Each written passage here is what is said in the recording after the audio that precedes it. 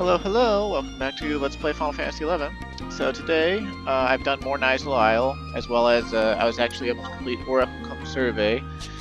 Although I will admit, my friend Vox, as you probably saw in the Divine Might video, which I should have uploaded before this, she helped me get my Subino Mimi, although I still haven't thought about what I'm going to do to incorporate it into the set. I think technically it would probably be more damage over time if I replaced Hollow Earring with it, but then that invalidates my choice for Apocalypse 9. So, like, I don't know. Maybe I should have gone with Ethereal Earring. But for now, I'm not gonna stress out about it. I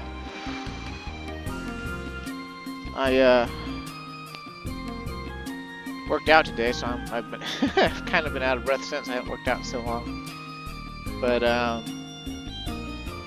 I believe I've done enough Nizal Isle. I'm up to floor 40 in Nizal Isle now. I've got up to, I think, 13 out of the 20 visual weapons now. They're not all in this mod wardrobe. I just decided to start putting them in there. But I've got a lot of weapons I need to break still. I've still only broken the spear. And, but I think we're in line for a rank up here. Let's see what Equaba says. Also, I don't know why that red mage is following me all of a sudden, but I just cured him full HP. Wondering if he thinks that I'm gonna notice or something. Let's see. Alright, so I think we're... let's see what happens if I cast haste on it. Huh.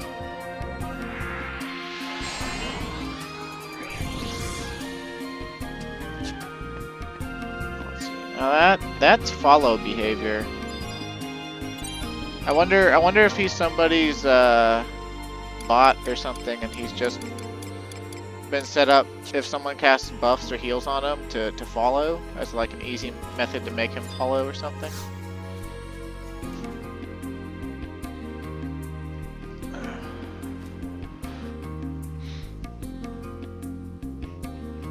You're doing pretty well. Looks like some of the mercenary spirit is starting to sink in. Then again, it's usually times like these when people start slacking off and screwing everything up. I've got a job that's just perfect for you. Get your gear ready and get out of here. Or get out there, rather. What do you mean, what am I supposed to do? I must be losing my mind. You know what it is. All that worrying about the Dark Rider, it's messing with my routine. So much for this piece of junk. Hey, I made that for you last mission. Or, well, I brought you the wing you needed to make it. Dark Rider, huh? I don't think we actually have. The Dark what? I guess I shouldn't expect too much from a lowly private first class. I better explain. Dark Rider is a fearful knight that's part of a legend around here.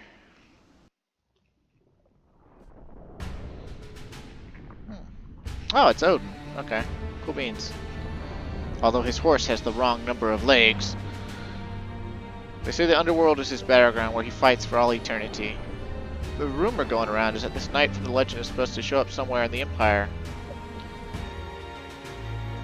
I mean, I didn't believe a word of it at first.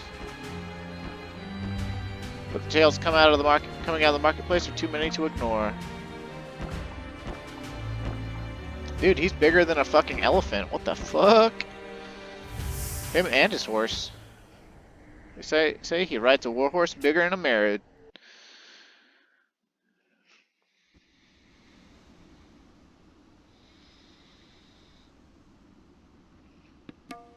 And he obliterated a group of Mamulja with a single flash of his spear. The Empire can't ignore the sheer number of witnesses anymore and has been on my back to send someone out to investigate. Of course, I know they just don't want to waste their precious immortals on a job that might turn out to be a fairy tale. In any case, I want you to go out there and find some evidence that this Dark Rider really exists. You get your hands on some decent proof, and I'll bet the Empire will be willing to reward you for it. You got your orders. Okay, let's see what we actually got to do for this. Let's see. Mercenary rank, FFXI.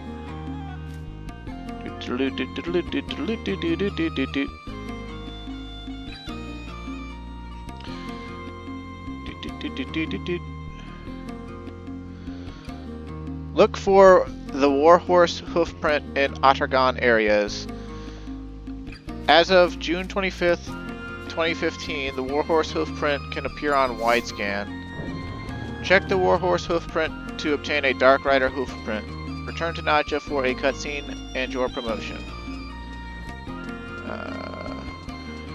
And also, you can skip this by buying it from the Curio Moogle if you have the Rhapsody in Azure, which we do, but I mean, why would we skip it? Like, that would be making us miss out on content that's in the game.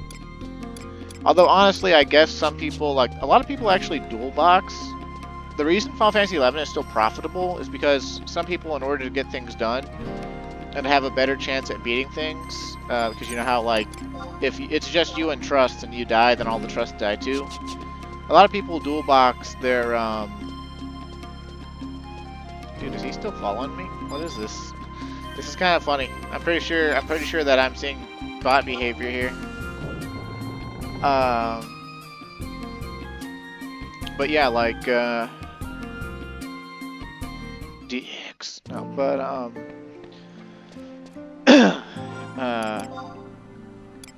oh, I don't have maps out here?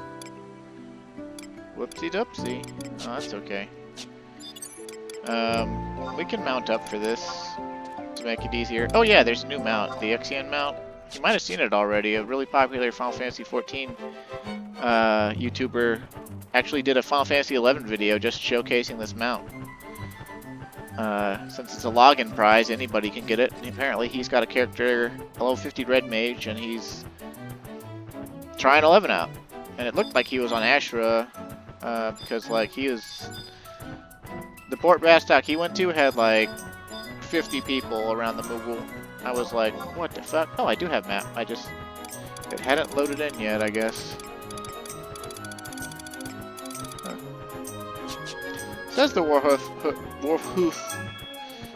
Hoofprint can appear on widescan, but I'm not sure if I trust that.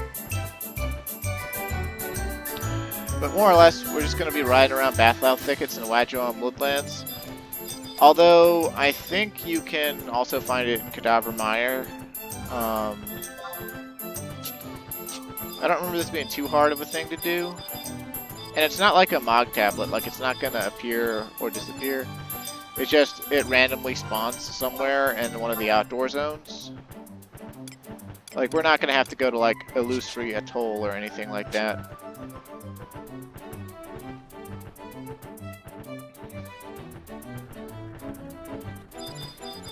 I don't have any idea how long it'll take to find it, but yeah. Now this Ixion mount, it's actually a notorious monster in Wings of the Goddess areas. I don't remember if I've ever ran by it in earlier in the Let's Play or anything.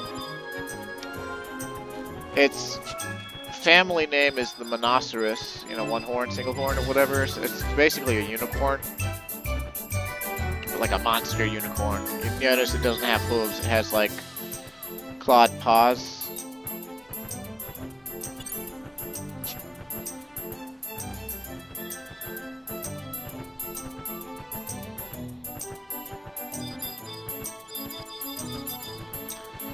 But I figured I'd pick it up. I mean, Ixion's pretty cool looking, in my opinion.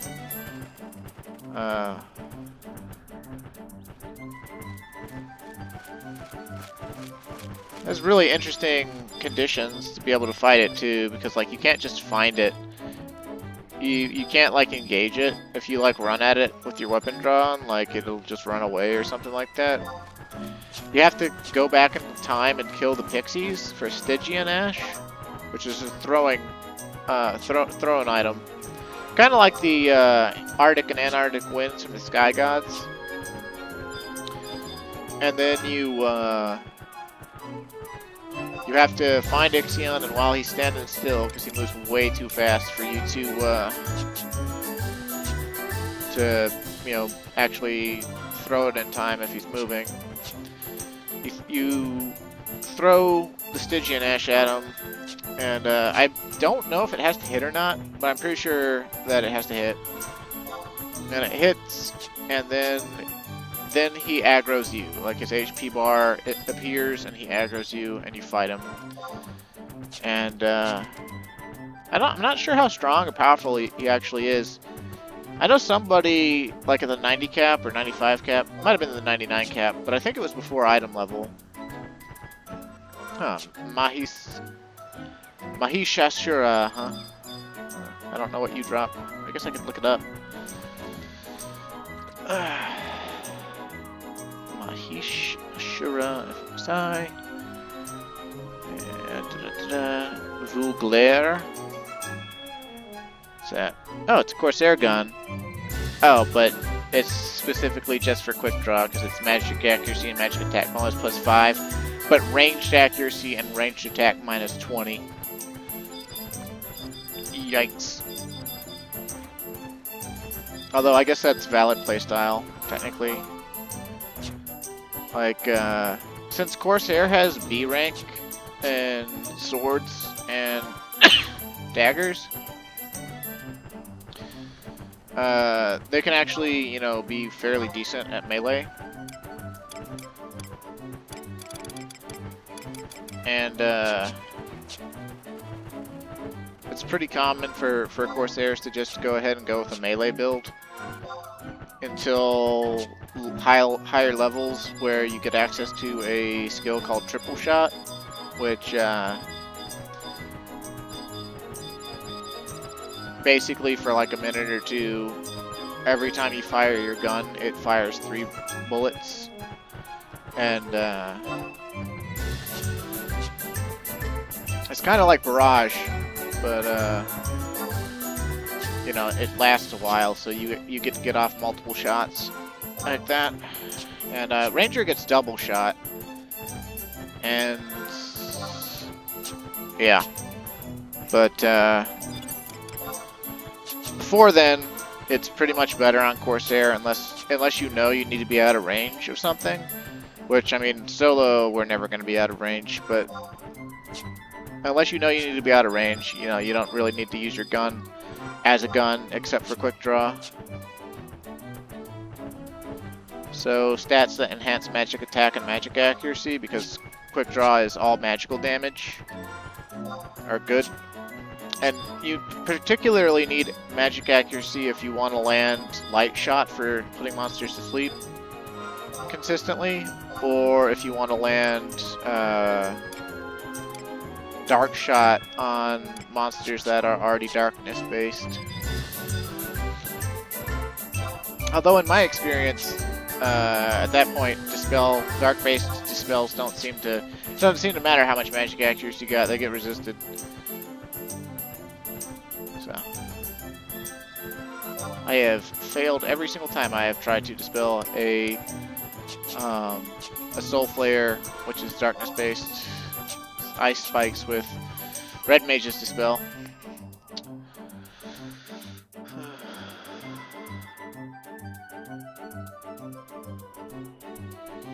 The light-based Dispel is Magic Finale from Bard, and I think there's one other light-based Dispel, but it's been too long, and I don't remember what it is or where it would be.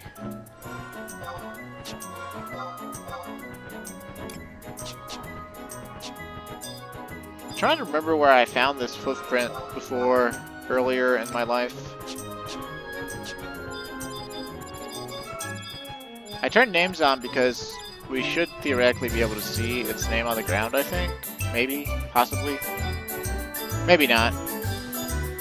But I hope the wide scan thing is true, because I would hate to be looking at wide scan for no reason. Right. But I guess at some point I'm technically looking at wide scan for no reason, because this thing never used to pop up on wide scan. I used to go looking for it. And back in the day, when people were a lot of people were around in these areas doing their own thing or in EXP parties or something, people were usually pretty considerate about it. If they saw the Warhorse Hoofprint, they would shout, "Warhorse Hoofprint at position," or whatever. And if you were looking for it yourself, you could walk into a zone and shout, you know, "Anyone seen a Warhorse Hoofprint?" And if somebody had, you know, they would be like, "Yeah, it's at, I saw that," you know, they'd give you the position. Or they'd be like, "It's near, you know, the Ulduum warp point," or whatever, you know.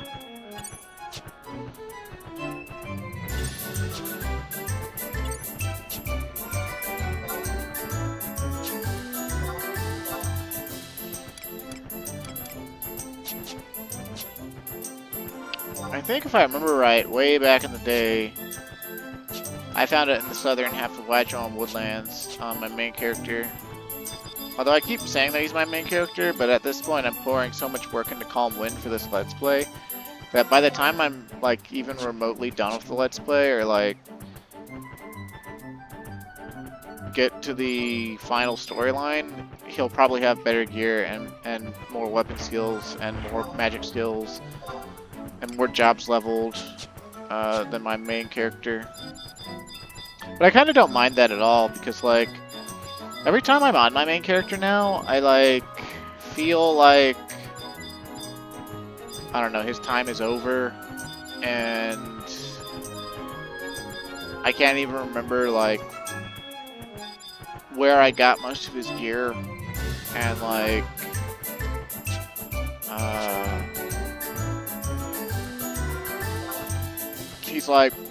he's got item level 119 gear, and he's got like 100 and, I want to say like 139 job points. So he's like 1900 and something job points away from Master on Warrior. So he can wear Superior 2 crafted gear from the auction house, and I got a bunch of Superior 2 crafted weapons for him to use, which give weapon skills to jobs that normally would not have them. Like he's got a scythe that lets him do Cross Reaper on Warrior, I think anyway, pretty sure. He's got a club that lets him do Hexa Strike on Warrior. Which, I mean, at that point, you know, having weapons like that is just sort of neat. Those weapon skills don't really get you anything. It's just kind of cool to be able to, like, oh, I've never been able to do Hexa Strike on Warrior, and then you can suddenly do Hexa Strike on Warrior. So. But if I ever move Calm Wind to Bahamut, my main character is on Bahamut, where my brother plays. And I guess all I'm really doing with him right now is hoping that he gets a Kraken Club from like the daily tally or whatever, so I can sell it to my brother at a reduced price. Or even just give it to him if I'm in a charitable mood. I don't give a shit about the Kraken Club, other than, hey, if I ever got it, I could make a shit ton of money. It's like a status symbol / actually useful for like Ranger up to a certain point. And then like I know you can use it in Apex parties. My brother sent me a video of a Ranger. I think they were like Ranger / possibly / Black Mage. I'm not really sure. But they were doing an optimized True Flight build, which is the mythic weapon skill for crossbow and for Ranger. And it's light elemental attack, elemental damage. You enhance it through magic attack bonus, and its raw stat modifiers. It has no strength, has no bearing on it for once, because it's a magical weapon skill, and so like setups for it are completely different. And basically, he'd TP with the Kraken Club and then shoot True Flight. And to get TP so fast with Kraken Club, because it can do up to 8 hits in 1 attack round, that you know, he's just doing True Flight after True Flight after True Flight. And it's with he's doing it with the mythic crossbow itself, and fully upgraded Gastrophrates is what it's called, which means like belly bow, you know, basically a huge fucking crossbow. And that makes True Flight even more powerful, and also gives him the aftermath effect, which I don't think really factors into Kraken Club build for it, but like if I think it might give it more magic accuracy to the Ranger, so that the True Flights don't get resisted. Not that he didn't seem to be getting resisted anyway. And it was just sort of cool to see him just like blowing away these Apex monsters. I mean, he was like in a party too, so other people were also doing damage, but like it was from the Ranger's perspective, and it's just kind of cool, you know. Like anything you ever see like that, it's always pretty cool. Like back in the day, people used to show off Kraken Club videos, like my friend has a Kraken Club and he let me use it or whatever, and he was like recording the video and like be like a monk, and the monk would use 100 fists with the Kraken Club in their hand, and then, you know, it would basically just be like hitting this monster like 3 dozen times before the monster can even swing. But like, that's really all that's impressive about the Kraken Club. Like, its damage value is 11, and it's a level 65 club. So you have to massively gear for accuracy on any job that like really wants to take advantage of its gigantic multi-attack, which is usually Dark Knight and Ranger. Dark Knight for Soul Eater Zerging, and Ranger for basically a back-to-back weapon skills without using ammo. Well, except for the weapon skill itself. And let me look up the Warhorse Hoofprint on BG Wiki. Warhorse Hoofprint. FFXI.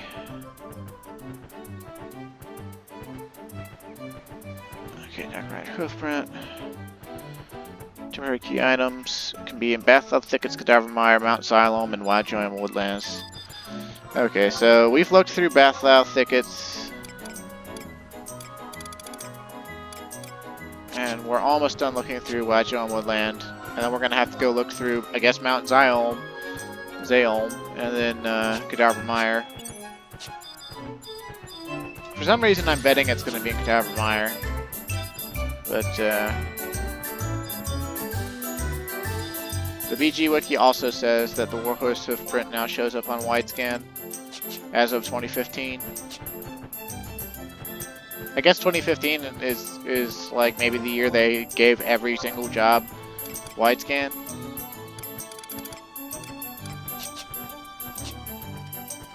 I'd have to go look through patches to see.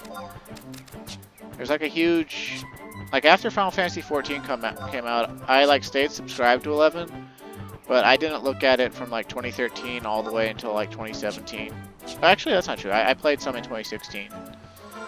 I actually got to play Final Fantasy 11 while I was in Japan on my old laptop. I got it on my old laptop to play. And I came back to the game, and I moved my main character from Bismarck to Sylph, where my friend Lena was playing, because I thought maybe I'd be able to play with her some more or whatever. And it wasn't like romantic or anything, like she's a lesbian, and I think now she thinks she's trans or something.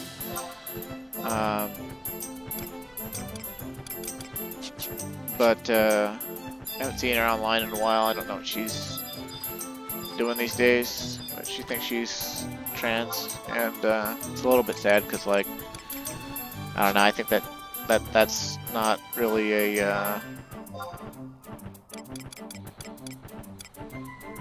well, I won't get into that here, but suffice it to say, whatever.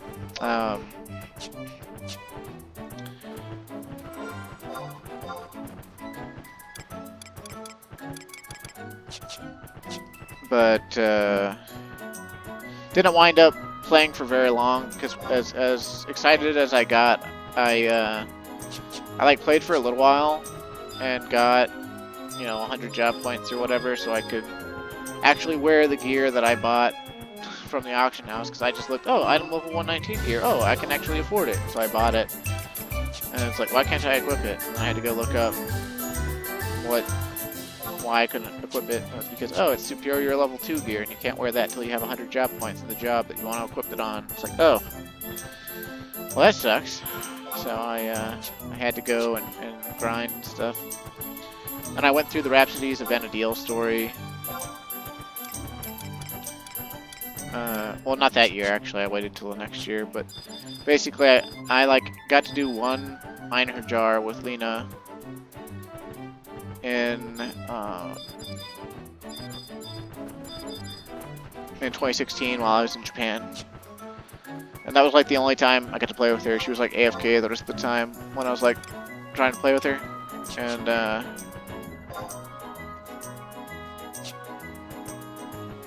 I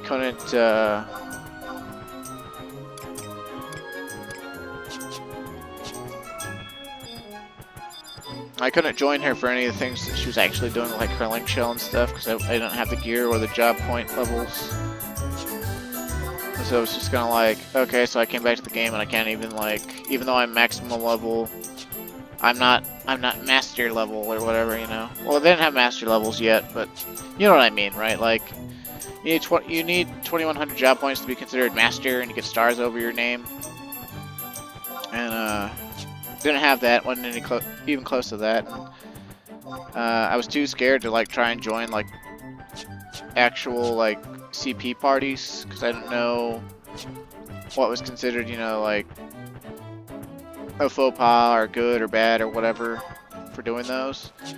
And like so many people these days have relic weapons or like ambuscade pulse weapons or like these other ridiculously powerful weapons that it's just like, I don't know, I don't think you can really come back and just be like, yeah, I'm gonna join an EXP party solely for the purpose of, you know, getting capacity points for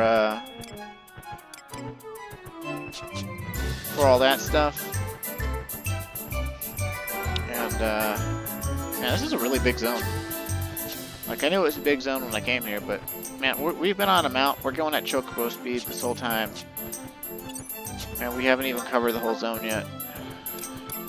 It's ridiculous. I mean, we've almost covered the whole zone. We haven't quite covered the whole zone. Okay, I guess I'll do my due diligence. We rode like around the northern side and down on the western side, and we didn't come through the center at all. So like, I guess I got to see if the Warhorse Hoofprint is over this way, just in case.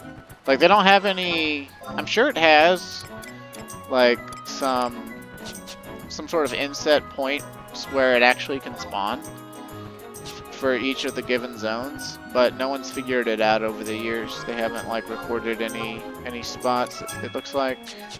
Otherwise they'd probably be listed.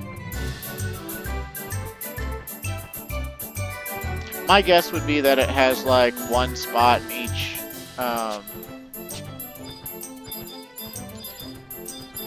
each quadrant.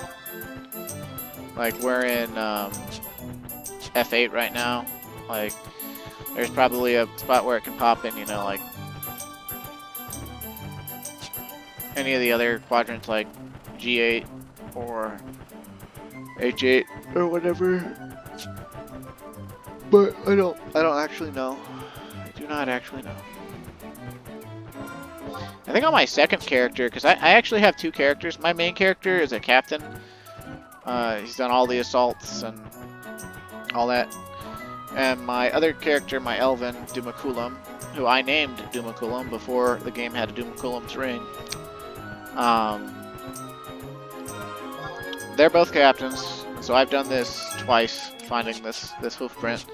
And if I remember right, Dumaculum lucked out, and his hoofprint was in Cadaver Mire, like right outside the staging point. I don't remember if it was Devuka or if it was Azuf, but he just got to basically instantly solve this.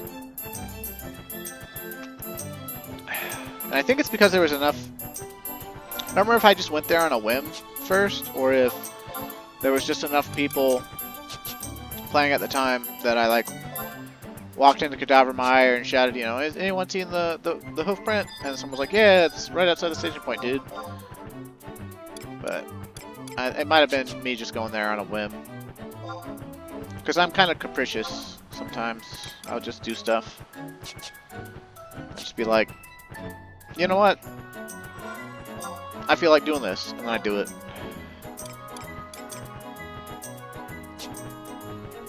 Okay. So we came in through the Bathlow thickets zone.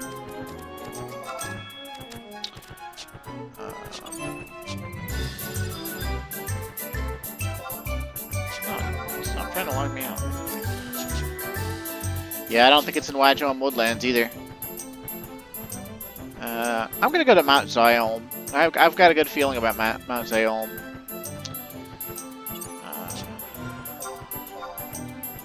Just gonna take the staging point there. I don't know if it can be behind the control gate or not, but we've already got the cast metal plate anyway. So like if it is, I mean we can just go through the gate and mount up again. Don't have to worry about aggro because mounts. But yeah.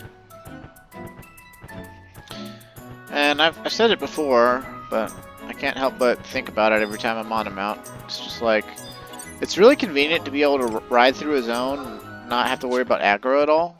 And like, all that. But back in the day, like, you couldn't have mounts in every zone. Like, there was only a handful of zones you could even ride chocobos in. And they introduced your own personal chocobo, which I haven't shown off because I just haven't, like, decided to do that quest because I don't feel like it's that important. But you can raise your own baby chocobo in this game, and it'll eventually... I think it takes like a full like real life month. I don't remember fully though. It might just be like a couple weeks. But either way, you raise a chocobo, and then you get a chocobo whistle, and it's a necklace, and you equip it, and you use its enchantment, and it summons your chocobo. But you can only summon your chocobo, originally at least, in areas where you could ride other chocobos naturally. And your chocobo's actual ground speed, its running speed with you on it, would usually be slower than a rental chocobo anyway. Although you could get it almost as fast if you raised it the right way, because you could raise. I think there's chocobo racing in this game too, and you could change your chocobo's color as well. I don't remember exactly how you do that, but you could tell when it's a baby too. It's like there's some sort of breeding you can do, and so like you could have red chocobos, green chocobos, etc. And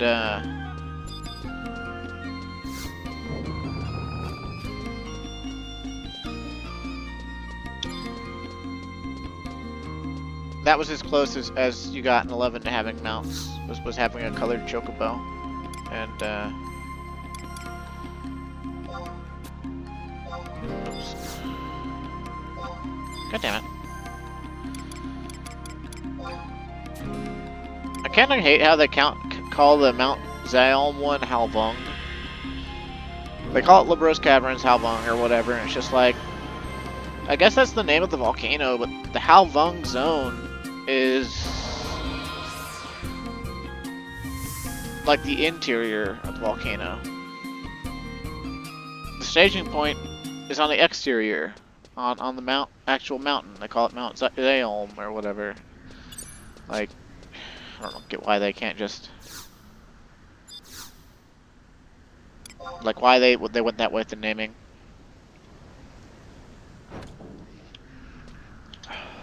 Man, I hope we find this within like the next 10 minutes or something.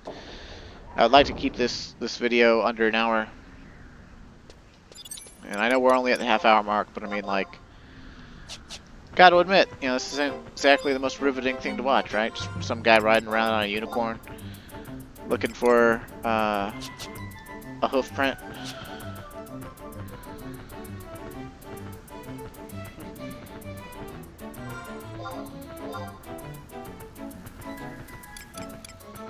It's kind of funny, we're basically looking for Bigfoot, right? Because, like, it's supposed to be a giant hoofprint or whatever, and, like, that's what we're looking for.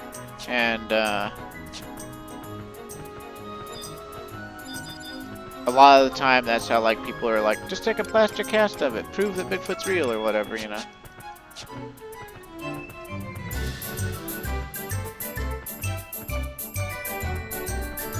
It's also kind of funny if we went ahead and did the Treasures of Ottergon storyline, we likely would have already seen Odin and his horse by now, or whatever, so we would know that it was real. And it would be preposterous. This quest would be preposterous. It's like, yeah, we're gonna prove to the Imperials that already know that Odin's real. It's just like, okay. But, yeah.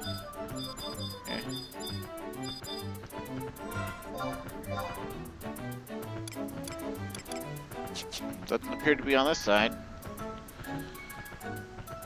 Maybe my good feeling was for shit. Maybe it's just over in Cadaver Mire. Of course, we haven't been all over yet, so it ain't over till the fat lady sings or something or other.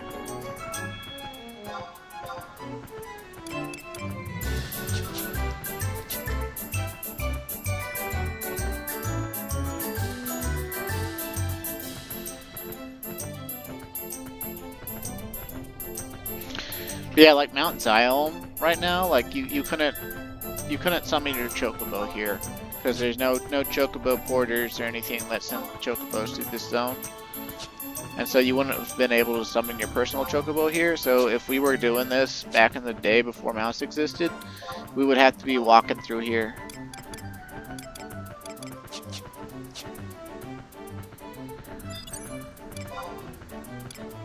Also, it's kind of cute to me that like they still have to put the Chocobo mount time on your mounts. Like you can only be on a mount for 30 minutes at a time. Because that's the rules of Chocobo riding. And let's see, we got all sorts of stuff, huh? Well, we might as well ride in and see if Cerberus is up. I'm not going to try to fight it. I already did that once on Dark Knight. I did better than I thought I would, but once it got halfway down, it started using its really bad TP moves all the time, and my trust ran out of MP. And Dark Knight has no way to like heal other people, so.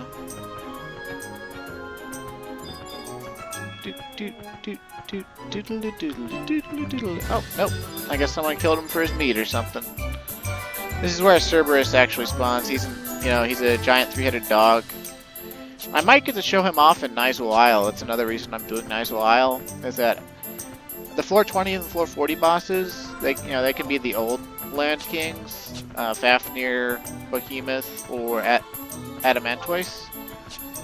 But then floor 60, 80, and 100 bosses are the Treasures of Adargan H&Ms, which is Chimera, Cerberus, and Hydra. And of course, all of them are severely weakened. They just happen to have their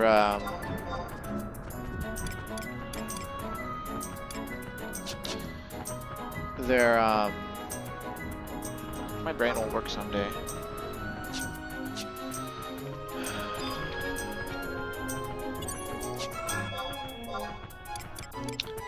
They happen to have their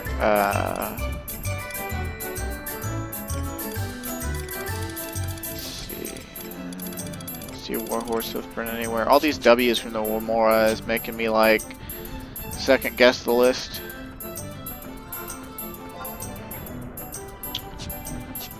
But yeah, they don't have their God damn it, brain.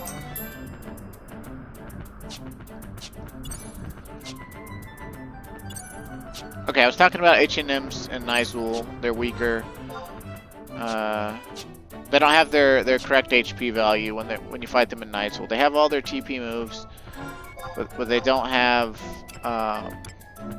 they don't have as much HP because you gotta kill them with 6 people. And back in the day, that took quite a bit more effort.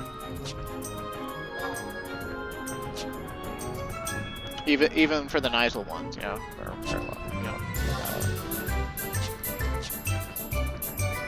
but like the Chimera is like basically a souped up behemoth. It's a behemoth that's been given like a scorpion's tail, a lion's head,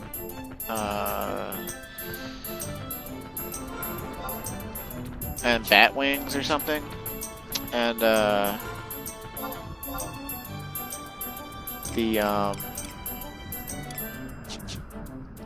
it does like this really bad thunder AoE called Fulmination that paralyzes everybody within 30 yalms of the Chimera. And I don't want to go into Halvong. Yeah, they made auto zoning for when you're on your mount. That's crazy. You used to have to get off your mount. I'm pretty sure you still have to get off chocobos. I could be wrong.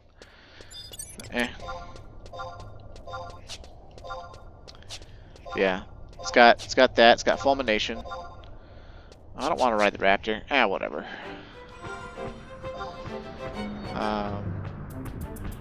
It's got Tenebrous Mist, which I believe is another 30 ohm thing, and if I remember right, I don't think it did any damage or any poison. It might inflict bio. I don't remember, but it for sure wipes your TP, or maybe it gives you Plague, and the Plague wipes your TP, something like that. It's really nasty. Then it's got Petri Breath or whatever, so it's got a... If you're standing in front of it and it uses Petri Breath, you get petrified. And if you attack it from behind, it does a tail cleave called Plague Swipe, and that's actually one of its least deadly / problematic moves.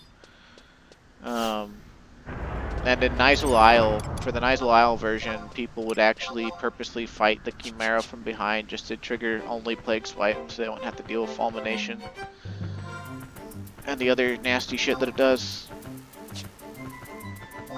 Although I think the floor 60 variety doesn't have access to Fulmination or something. I might be remembering wrong, but like, there was like some sort of restriction that the floor 60 and floor 81 don't have over the floor 101 as like a way of lowering their difficulty. I could be wrong on that, but whatever. Meanwhile, Cerberus has, I think it's Scorching Lash if you attack it from behind, which is like same deal, but instead of applying bio or poison or whatever, it applies burn, and then it's got Gates of Hades as its big like fiery explosion around it that inflicts a severe burns on everybody and also wipes shadows, I'm pretty sure. It's got Magma Hoplon, which is intense blaze spikes that are way stronger than normal blaze spikes, as well as giving it a pretty substantial stone skin effect, and you can actually dispel the stone skin effect. You can't dispel the blaze spikes, but you can dispel the stone skin. And Red Mages back in the day, before they changed the hate values on spells for Red Mage, you could pull a lot of enmity just by casting Dispel on anything, even if it didn't have a debuff. And one of the ways Red Mages actually used to tank in this game is just spam Dispel, because it's relatively cheap. It gives a lot of enmity.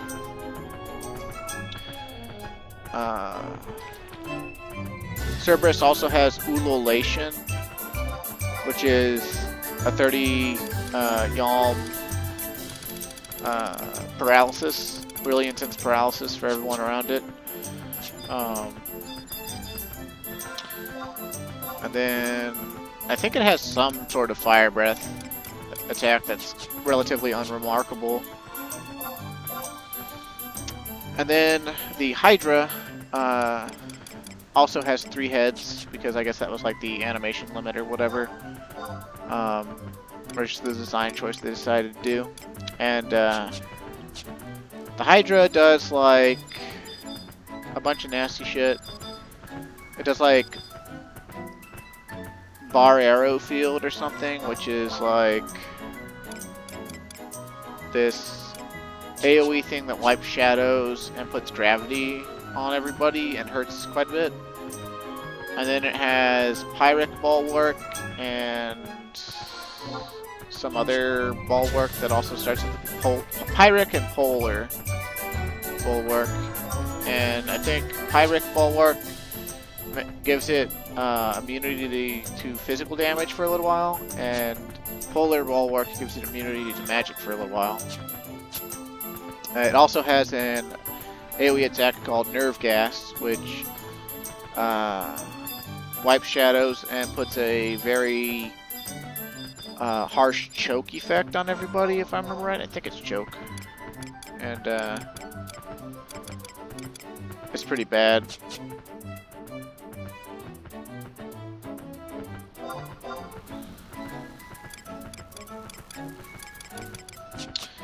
But you can actually cut the Hydra's heads off with critical hits.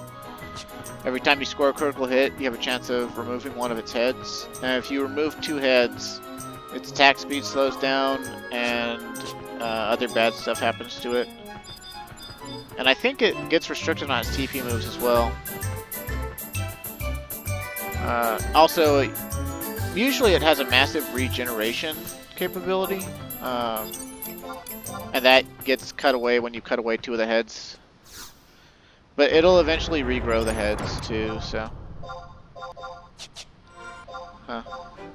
I had a good feeling about Mount Zion, and unless it's over there on the other island, I don't think the hoofprint is here. Not seeing it on wide scan, so we'll ride a little bit further in wide scan again.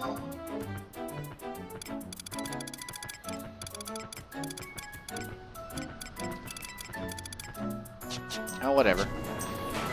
Here, we'll equip our warp ring and we'll warp out and we'll come back to Mount Xylome from the home point warp, and then we'll ride around on that island and check over there real quick. But I've got a feeling that the hoofprint will be in Cadaver Mire. And if I remember right, the hoofprint doesn't change locations even after you find it. It won't change locations until, like, I think 24 hours or something like that. I don't know how often it moves around, and the wikis don't say. Maybe the wiki will say more if I actually look at the quest page on BG Wiki. Okay, so the first thing the first thing the wiki says is like, you can just skip this with the Curio Mogul. I'm just like, come on, man.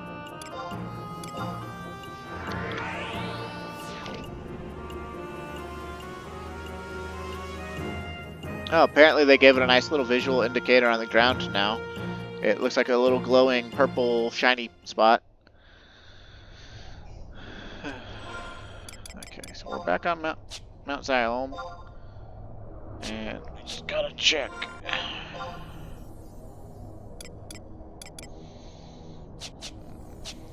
Let's hop on our mount and go north or south or whatever.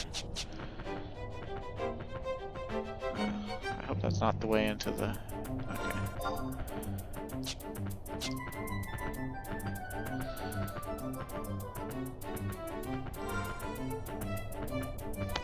But yeah, like, I think it's funny how all these guide pages for these promotion quests are like, just skip it, just skip it, just skip it. It's like, do you actually like Final Fantasy XI, or are you just here to, like, try to get a bunch of gear and flex on people or something? Because for some people, the only reason they play MMORPGs, like, they have fun with the gameplay, right? And they love the gameplay, so that's like the biggest reason. But, like, the psychological reason, like, isn't caring about the story, it's not caring about, like, the game world or the lore or anything like that.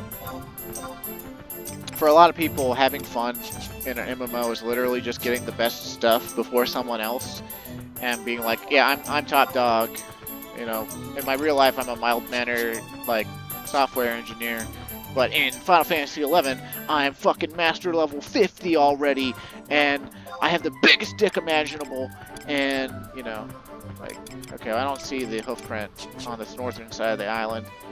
I'm not sure if we can even actually get to the southern half of the island without, like, zoning or whatever. I don't imagine the hoofprint will be down there, but I'll see if I can't get there, and if I can get there, I will, but if I can't, then I'll just go back to the home point warp, and we'll go to Cadaver Mire. Because we've got 2 different staging points we can use for Cadaver Mire, and,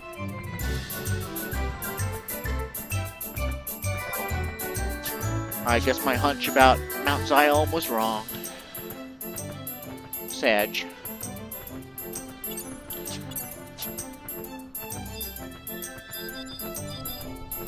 Can't believe I filled a whole video for this Let's Play of just like talking to Nadja really quick, and then me riding around Mount Salem and the Bathhouse thickets and stuff looking for this stupid thing. But that's sometimes how the quests and missions in this game go. They have like a really obtuse objective that's like, oh yeah, you just basically need to spend a few hours doing some random bullshit. Modern design, like, or not modern design. Like, people complain in Final Fantasy XIV about having to do fetch quests, and this is essentially a fetch quest, except they don't tell you exactly where to fetch. Okay, I don't see it, but we'll ride a little further.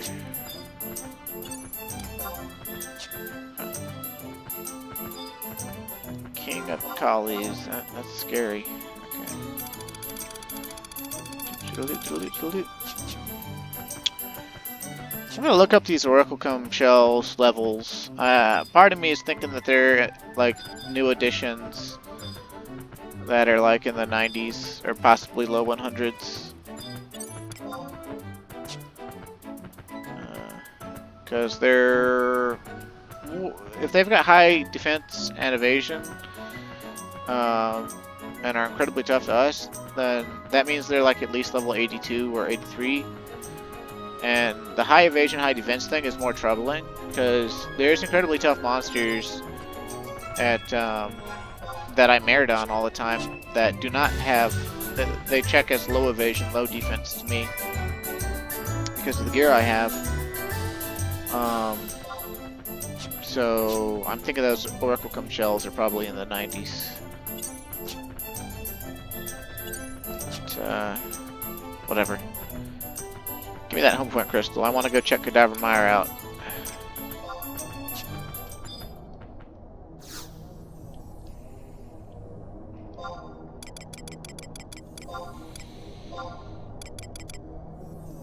It's always in the last place you look, I tell you. Alright. Oh, got some text. I thought it was my girlfriend, but it was just my brother. Sag.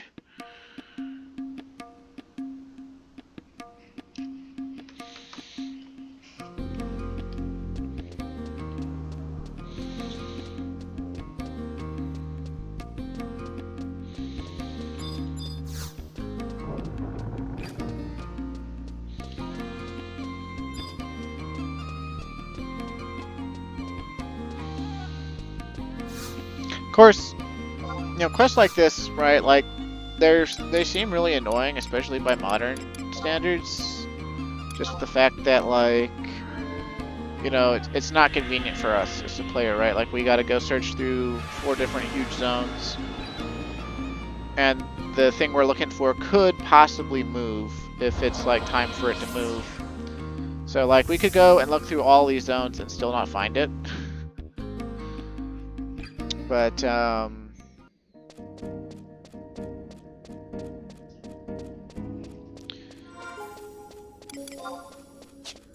know, in this fast-paced new Final Fantasy XI, like, this is something that's super annoying, and I guess that's why all the wikis are just like, skip it, just skip it. You know, you don't care about this story, just skip it, just skip it. There's nothing of value, just skip it. Watch the cutscene on YouTube. You know, you know, this is one of the few things that I guess 11 lets you skip, and I guess maybe that's another reason they're just like, skip it, skip it. Skippy, skippy, dippy, dippy, you know.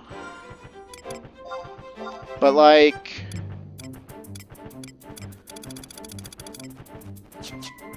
you know, I'd rather, you know, get to know the characters again and, like, enjoy my nostalgia trip. Like, I'd rather fall in love with the world completely than, like, you know, think to myself, oh yeah, I don't need to be inconvenienced at all. But not only that, but just like, what else is there to do in this game, right? For the most part, Final Fantasy XI is an endless grind. Like, that's like the major thing you do in this game, is you grind. Warhorse Hoofprint, I'll snap.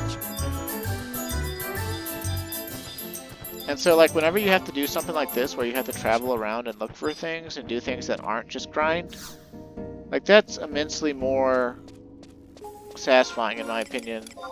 Like, I mean, maybe not immensely more satisfying, but just like, it's nice to have something break the monotony, right? Like, it's nice to have something that will give you your hands a break and your brain a break, and just like, instead of kill monster, rest, or whatever, you know, it's go find this thing and be out in the world and do stuff. And it's also a quest where we don't just teleport around and talk to people, right? Like, I lost track of how many times I teleported during Chains of Promathia, but I teleported a lot. I teleported a lot. But I mean, back in the day, I would have had to walk on foot for this, so it would have taken me twice as long. And so this video would be 2 hours. So we already have it's already even more convenient. Like, we don't need to skip it. We already have all the convenience in the world. But whatever. Okay.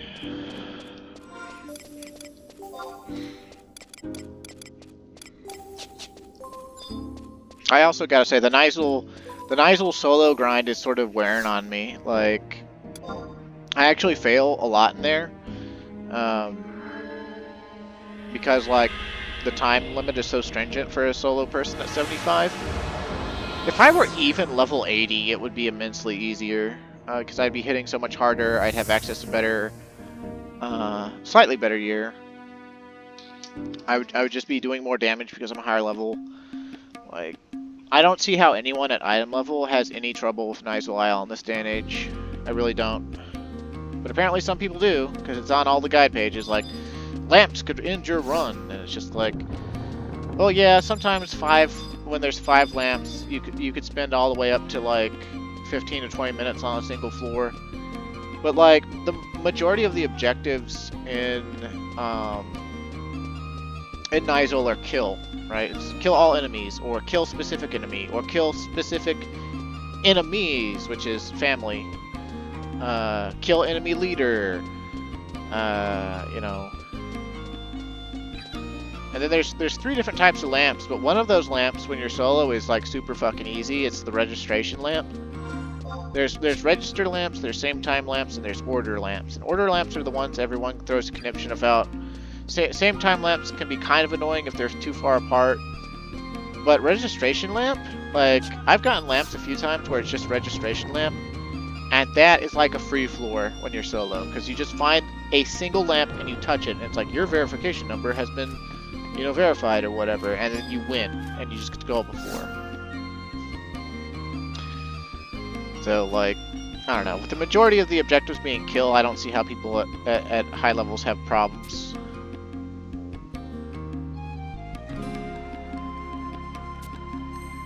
Show is. You couldn't find anything a little more exciting? Are you sure someone didn't just make themselves a big wooden hoof and press it in the mud? Well, I suppose I'll hang on to it. Now, about that promotion, since you've more or less carried out my instructions, I'll make an exception. This time. Come win private class, welcome to the rank of Superior Private. You sound proud, soldier. Yeehaw! We're Superior Private. And this actually gives us access to one of the first things I actually want to buy with Imperial standing. I have not been able to buy really anything of value with Imperial standing so far. So I have like almost 1.3 million Imperial standing, which is a fuck ton. I think there's like a requirement of like 100 or 200,000 Imperial standing or something like that for one of the mythic weapon stages, and that's like the roadblock for a lot of people. At least I think. I might be wrong. I have never done a mythic weapon, but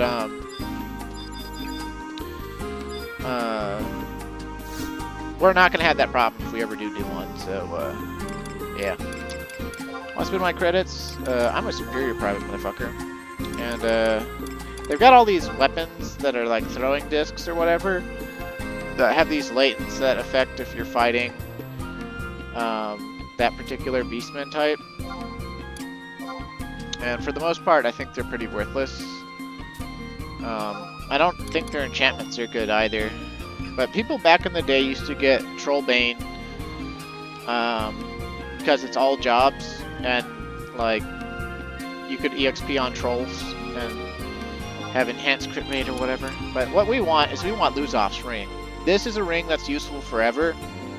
It increases the phantom roll area of effect. So instead of being 8 yalms around us, our rolls on Corsair, as long as we wear that ring, will be 16 yalms. And it's, while not absolutely necessary, if we wear that ring, our trusts, no matter how far spread out they are from us, unless like they're asleep and on the other side of the zone, we're gonna hit them with it.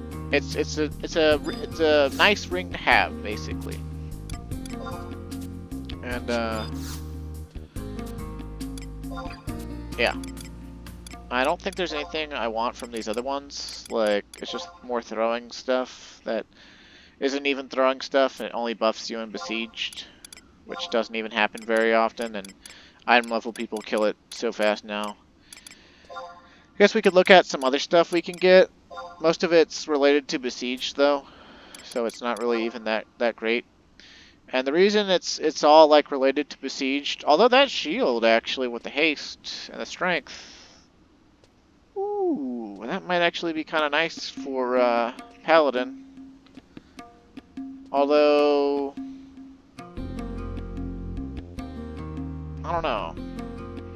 I'll think about it. But we can't even buy it yet anyway because we're too low rank. Let's see, sing Killage. Level 60 blue. Puppet Claws. Huh. Wonder why I didn't see these weapons used more back in the day. They're actually not that bad. Huh. A gun with 39 base damage that's level 60 that Thief and Ninja can also use? That's actually pretty damn awesome. Let's see. Oops. Probably didn't see too many of them because not a lot of people actually did assaults successfully back in the day. Because most people didn't care unless there was gear that you could buy directly with the assault points. Okay, I don't know how any of those latents work.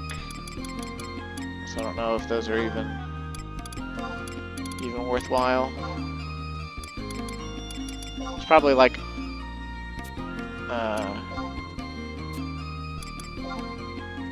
when you're versus certain things or something. No, we just looked there. Second Lieutenant. Second Lieutenant is the first time stuff appears that we might actually consider wanting. And these Purdue weapons, they say latent effect, and it turns out they're latent effect. These are the first weapons in the game where the latent effect is given to the player at almost all times, and it is one of the first effects where the latent is active when you are below full TP. So if you're at 1000 TP or lower, you'll have the latent. And because weapon skills consume your TP before the weapon skill actually goes off, you have the latent effect active for the weapon skill as well. And I don't know why it's not showing. Maybe it's like part of being hidden or something. But these latent effects also came with like +5 accuracy, +10 attack or something. And back in the day, the Purdue Vold was considered the best great axe for warrior that wasn't a relic weapon. And I actually got one way back in the day. It replaced my Byako's axe for quite a long time.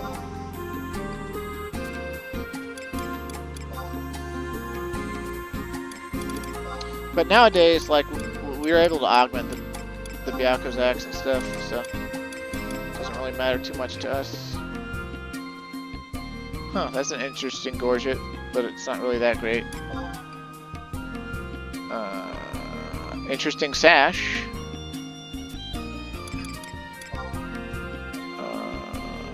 Wonder what the restore rate on HP and MP is for that enchantment. By the way, there's not really a lot we want to actually even buy from here. We actually got the thing I care about most already. But I'm still going to be ranking up because I actually do want to, like, maybe show off getting a mythic at some point, which is like a whole super long involved process, which I won't be able to show all of it off. But it'll be related to things that I do show off eventually. It's pretty cool, you know. But anyway, I think we've got access to a whole bunch of new assaults, but we're already over an hour, and I wanted to keep this under an hour, so let's go ahead and stop for now. Besides, I don't know if I could actually win at any of the superior private assaults currently, but yeah, anyway, thanks for watching, stay safe, and have a great day, and sorry this one was a little bit boring. Please look forward to possibly more excitement when I show off more assaults, and someday we'll get back to doing Rhapsodies up to the point where